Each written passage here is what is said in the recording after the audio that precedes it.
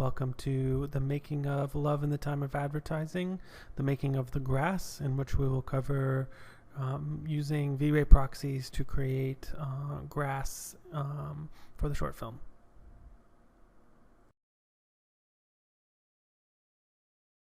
So to start off, we're going to create a single blade of grass, and then we're going to duplicate it to create several different variations of this. We'll want the grass here to have thickness. You don't really want to skimp on this, I've found, actually, so having grass that's modeled realistically to the actual stock is worth the extra little bit of geo. And you can see here that I'm using the soft select tool to create variation in this this first duplicated stock.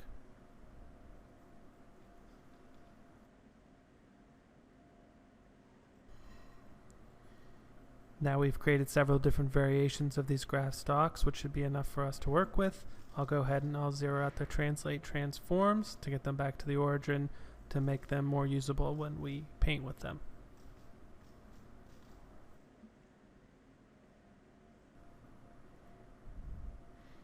Now that we have everything zeroed out, I'm going to go ahead and clean this up by renaming them and grouping them. This is going to be our original grass group, and I will name it accordingly. This way we can track it down later from the painted grass that we have. Now I'm going to use comment and rename to go through and rename each individual blade of grass.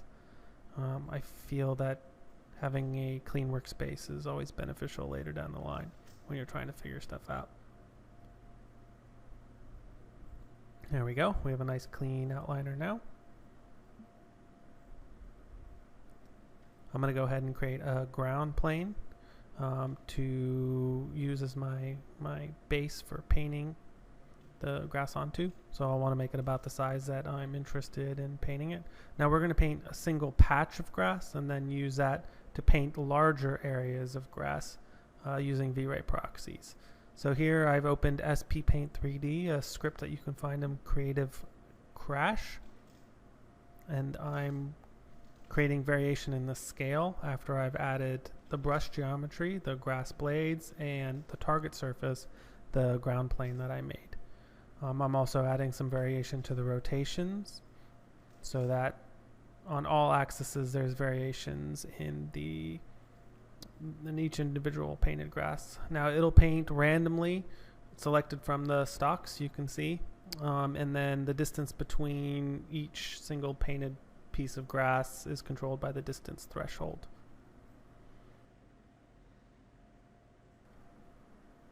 Now we have our painted grass, which I've went ahead and filled in. We'll go ahead and delete that ground plane and select it all.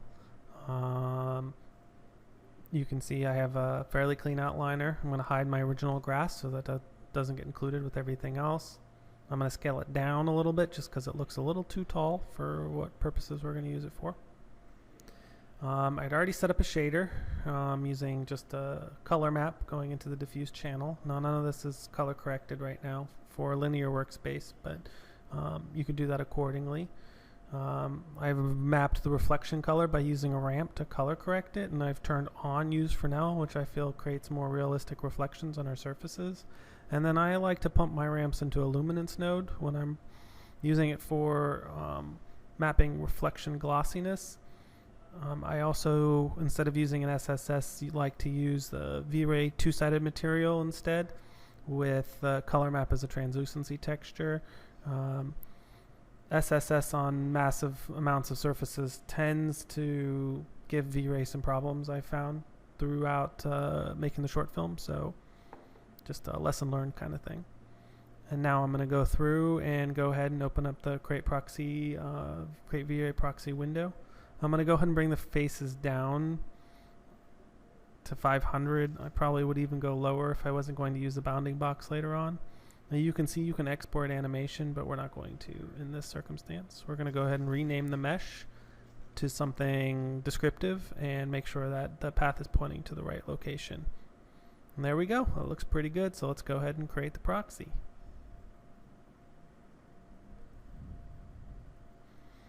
Alright, the final thing we have to do before we start painting with our proxies is export out the shader, which doesn't tend to get exported out with the proxy itself.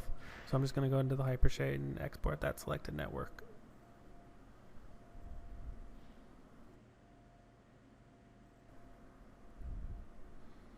Okay, now we're in a brand new scene and we're ready to import our proxy mesh that we exported into this scene.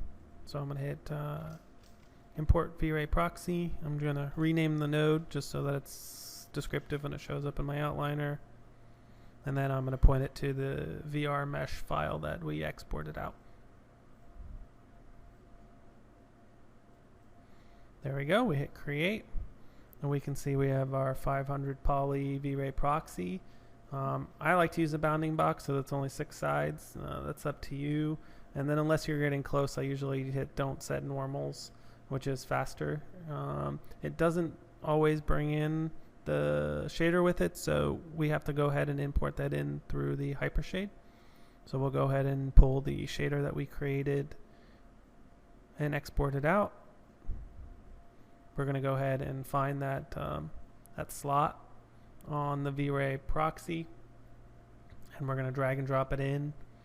And then out of habit, I'll click on it and I'll hit enter because sometimes it won't connect.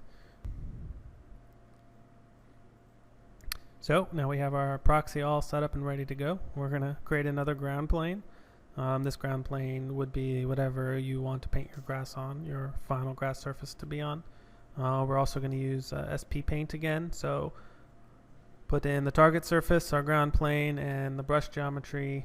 And we're going to go ahead and create some variation in the scale and the rotation. And then under options, which I didn't record here, you need to make sure that preserve input connections is checked, or else it won't connect the proxy to each one. I did have to raise the distance threshold since we're working at a larger scale. Went ahead and painted this all out. So this is an example of how you could paint grass over a large surface. You can see that it uses up a much smaller geometry footprint, and it'll replace these proxies when it gets to the final render.